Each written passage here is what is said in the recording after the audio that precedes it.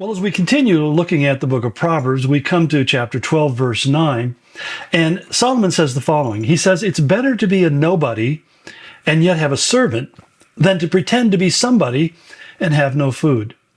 Now, this is a really significant statement considering the culture that Solomon was speaking to.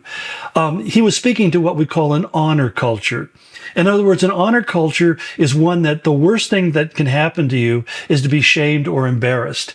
And so you do everything you can to make yourself as look good as possible to other people most of the time.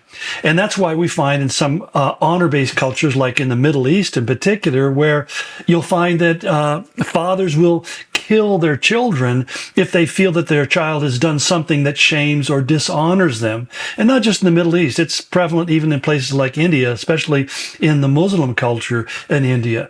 This idea that my reputation and how people view me is the most important thing in the world, and I can't let you do anything to make me look bad.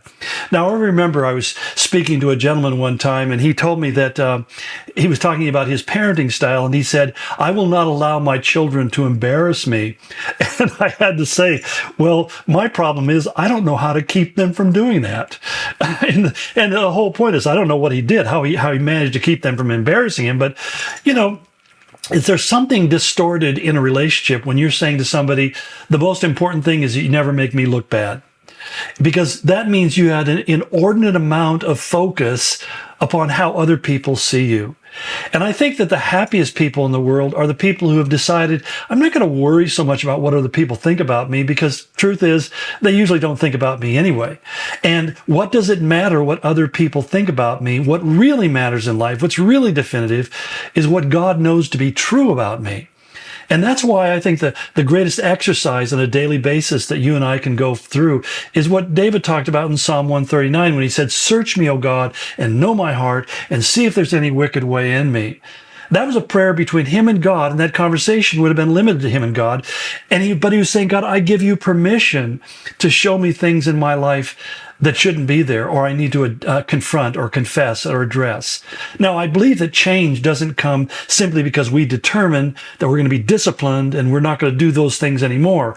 That's where I've seen a lot of failure. People, they blow it and they said, I sinned and I fell into this transgression and I'm determined I'm never going to do that again. And it's only a matter of time before they do it again because they're resting and trusting in their own willpower. Now, I'm not saying that you should have no willpower. You have to have some willpower, but willpower grows as we learn to trust God. And that's why in humility, when I have done something really dunderheadedly stupid, I'll say to God, forgive me, Lord, and change me, fix me, keep me from falling into this trap. Open my eyes, enlighten my mind, make me see this with greater clarity and understanding. And I think that humility is a more powerful proactive in our life than simply just saying, I'm going to do the best I can, never to do that again. Particularly what happens is that we're pretending to be someone that we're not. When he says to pretend to be somebody who have no food, it means, in other words, you are flat broke. You have nothing. And yet I know there's some people who go around pretending like they're some kind of big shot or there's some importance.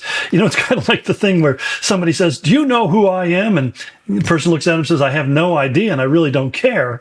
I think that we all need to think of ourselves as being a nobody, a no name that nobody's going to recognize. And if they do, good or bad or ugly, it depends on what circumstance we're in at the moment. But the bottom line is, pretending is absolutely the most torturous way that you can try to live your life. To pretend to be good or to pretend to be holy or righteous or spiritual, or to pretend to be loving when you're not or care when you don't, you can only maintain that for so long. And that's the idea of pretense. It's building a platform that can't sustain your weight, and eventually the bottom falls out and you become exposed for who you are. We've been talking a lot about this idea of being our real self and being exposed when we're being a phony. The truth of the matter is, it isn't a matter of just being the better you or the best you that you can be. It's basically loving justice, as the prophet said, showing mercy because you know other people, that you're as much a failure as they are. And then he said, walking humbly with your God. It's that humility, that honestly saying, I'm a flawed individual. I have weaknesses and shortcomings. And if it's good, it's Jesus. And if it's bad, it's me.